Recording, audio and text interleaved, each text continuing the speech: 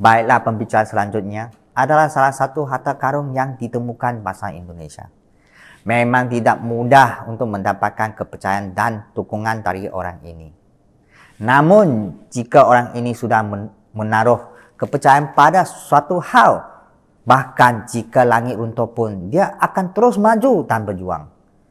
Sebelum dia bergabung dengan Riway, karyanya sudah sangat sukses. Dia merupakan panutan bagi banyak orang dan di dalam keluarganya, termasuk di dalam tim saat ini. Hari ini dia akan berbagi cerita dengan topik membangun kohesi tim. Orang ini adalah tim Supreme Pegasus 2, Henry Hui.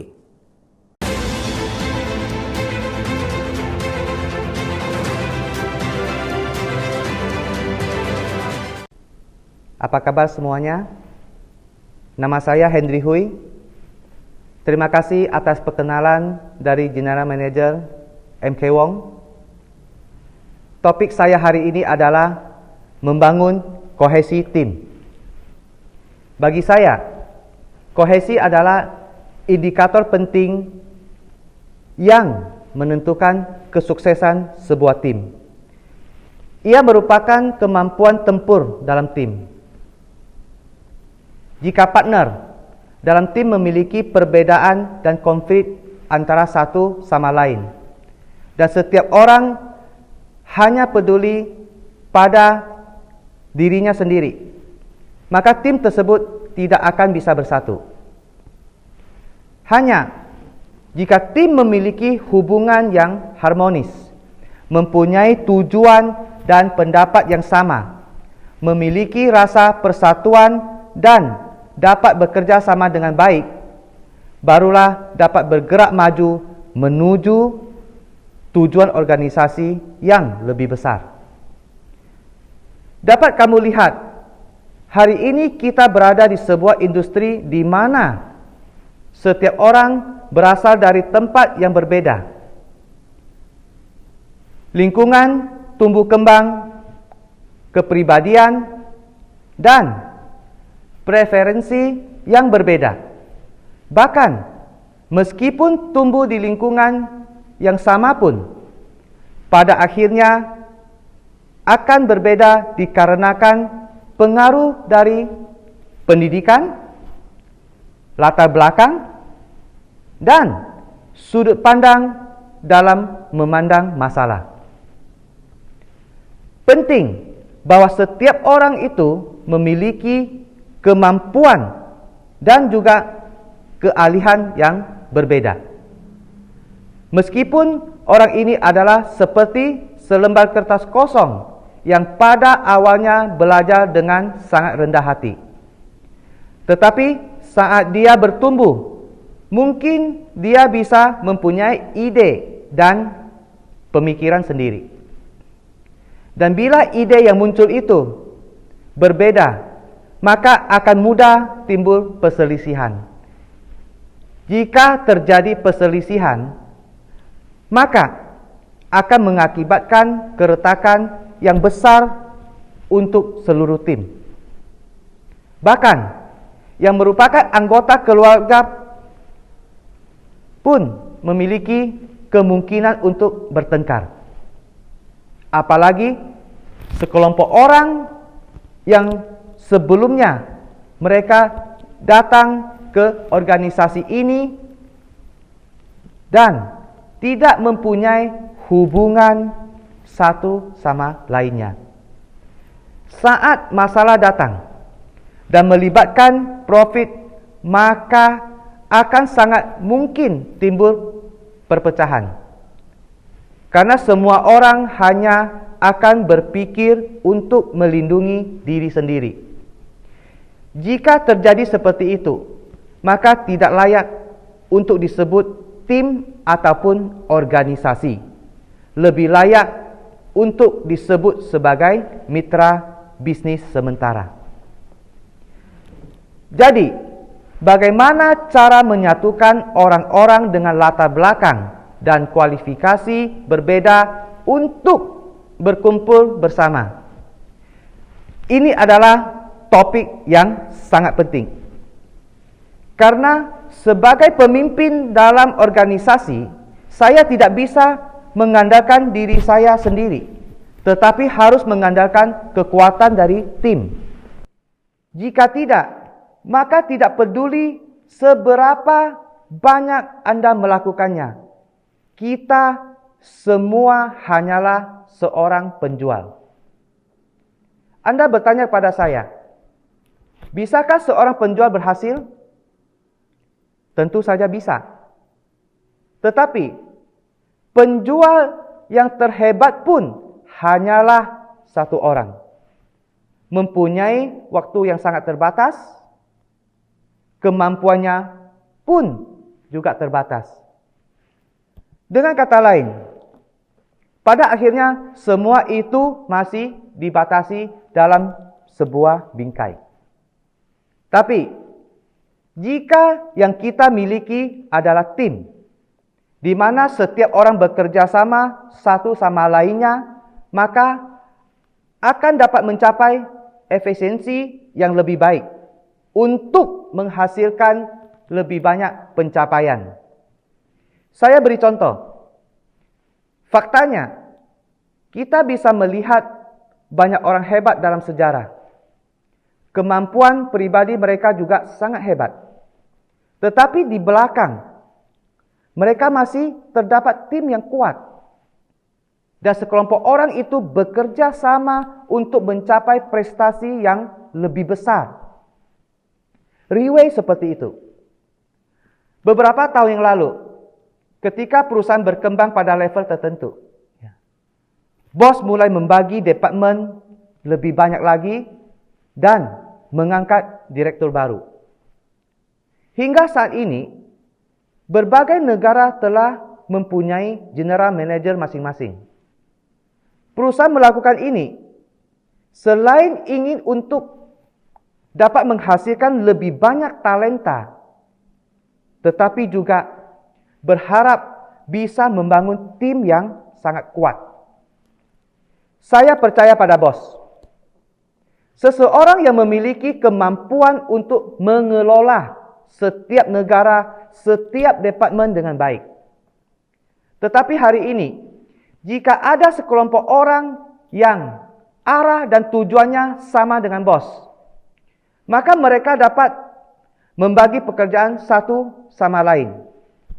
Dengan cara ini, Anda dapat menghemat banyak waktu, sehingga Anda dapat melakukan lebih banyak hal-hal dan membuat perusahaan berkembang lebih besar dan lebih efisien.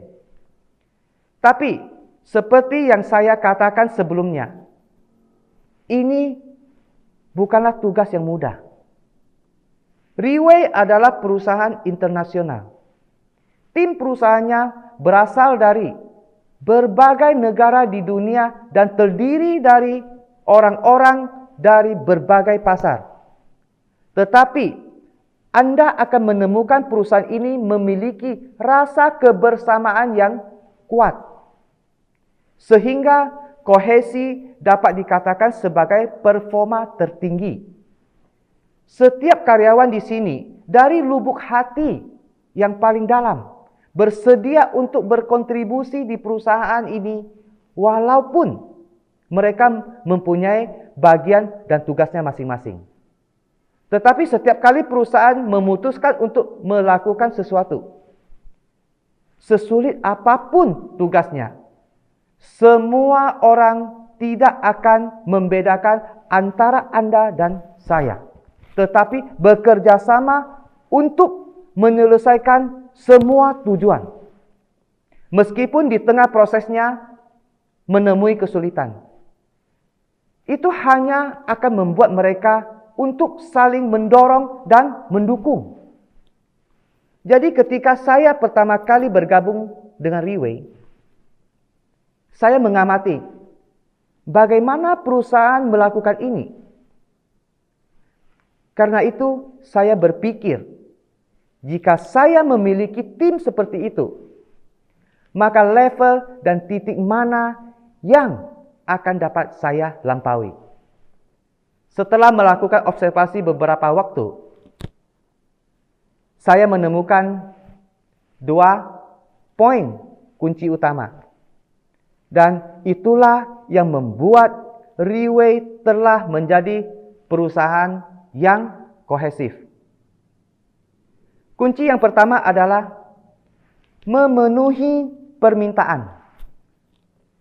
Sebenarnya kita semua saat melakukan sesuatu hal pasti akan berharap bahwa setelah menyelesaikan hal ini, kita dapat memenuhi salah satu kebutuhan kita. Misalnya, setiap orang memiliki kebutuhan yang berbeda. Beberapa orang berharap melalui pekerjaannya akan dapat memuaskan kebutuhan finansialnya. Berharap melalui uang akan dapat memenuhi kebutuhan kita akan hal-hal yang lain. Jadi ketika penghasilan dari pekerjaan ini tidak mencapai hasil yang diinginkan, secara otomatis pasti ingin mencari lingkungan kerja yang baru. Beberapa orang mungkin berharap melalui pekerjaan yang dilakukan akan dapat memuaskan rasa pencapaian dirinya, menghasilkan lebih banyak ataupun lebih sedikit bukanlah hal yang paling penting dia pedulikan. Demikian pula, jika tidak dapat memuaskan rasa pencapaiannya dalam pekerjaan ini, otomatis dia juga akan memilih untuk pergi. Jadi, semakin banyak kebutuhan yang dapat dipenuhi oleh lingkungan atau tim dalam suatu pekerjaan, maka akan semakin membuat orang tertarik dan semakin banyak orang akan bergabung. Sebagai contoh, kita semua tahu bahwa rencana Riway memiliki arti yang representatif.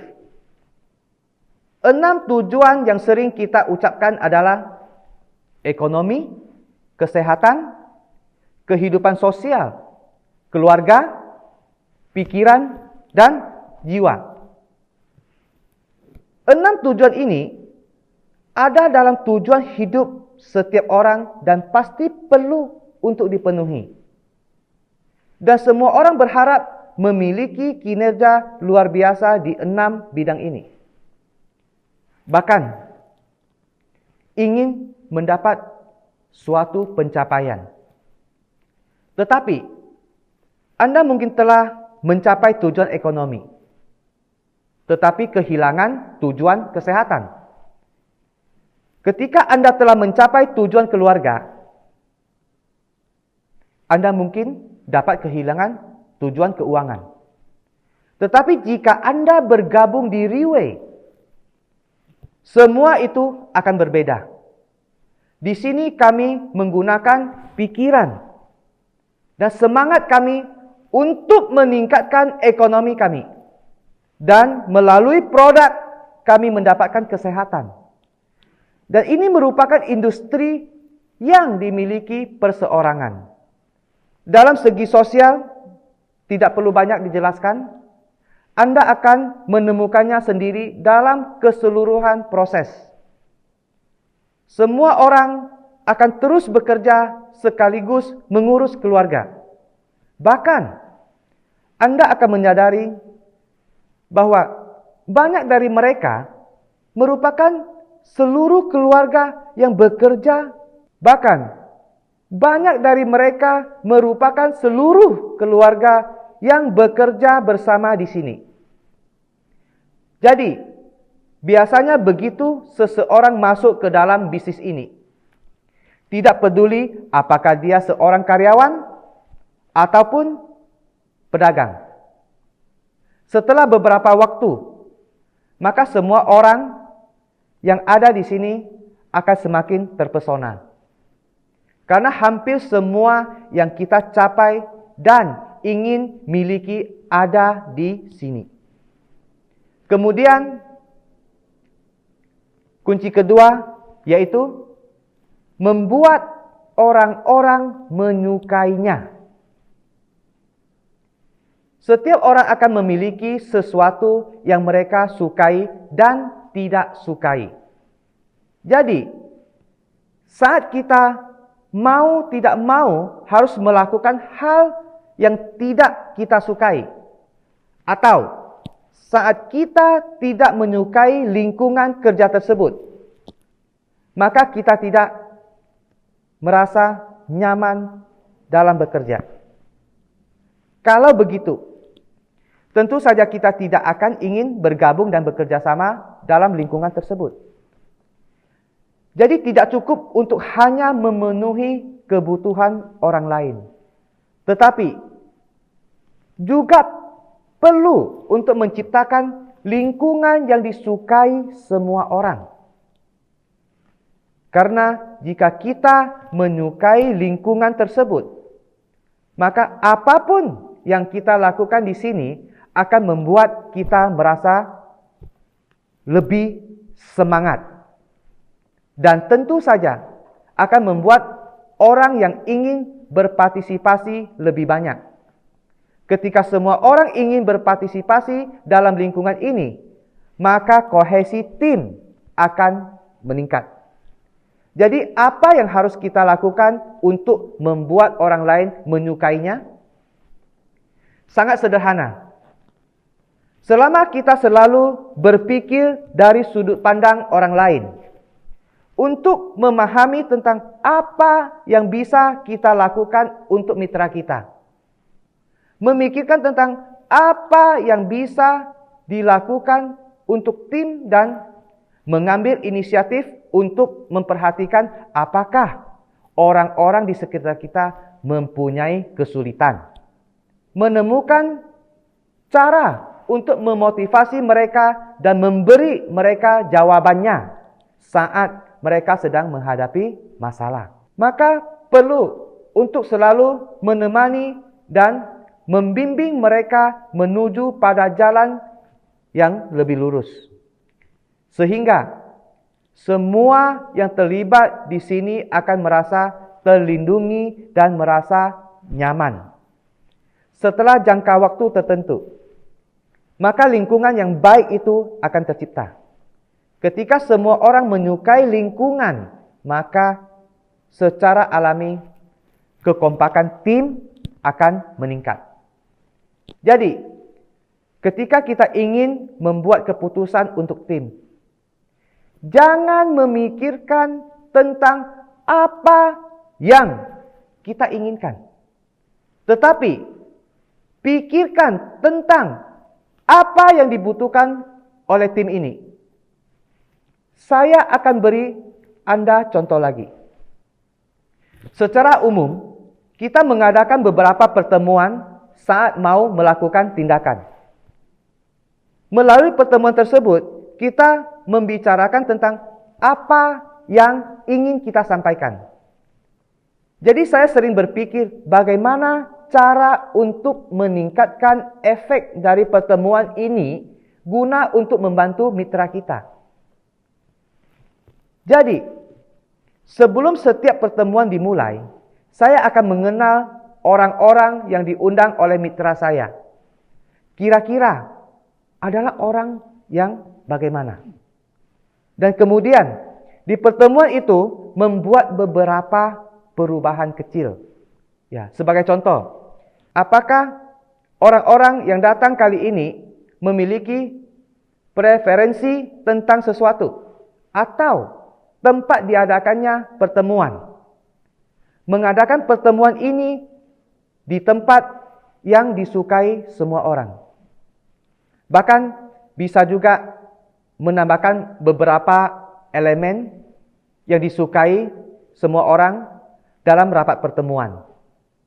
Bagaimanapun, pelanggan biasanya hanya memberi kita satu kali kesempatan. Jika mereka datang ke tempat pertemuan dan kita bisa memuaskan dan membuat mereka senang, maka saya yakin itu bisa meningkatkan peluang untuk dapat mempertahankan pelanggan. akhirnya saya menyadari bahwa jika dilakukan seperti itu, tidak hanya dapat meningkatkan minat pelanggan untuk datang ke rapat pertemuan, tetapi bahkan meningkatkan minat mitra untuk bergabung. Setelah beberapa saat berlalu, setiap orang menjadi sangat bersemangat dan seluruh tim menjadi sangat bersatu. Jadi semuanya, sebagai industri yang berorientasi pada orang, kita harus mengingat sebuah kalimat. Kekayaan pergi, orang berkumpul. Kekayaan terkumpul, orang terpencar. Jika kita hanya ingin menyimpan kekayaan kita sendiri, maka tidak akan pernah bisa membangun tim yang besar. Sebaliknya, jika kita bersedia berkontribusi dan berinvestasi kembali kepada tim kita, maka kita dapat memiliki tim yang kohesif dan bila perlu mengorbankan sedikit kepentingan kita sendiri. Jadi di sini, jangan pernah melakukan sesuatu untuk kepentingan diri sendiri.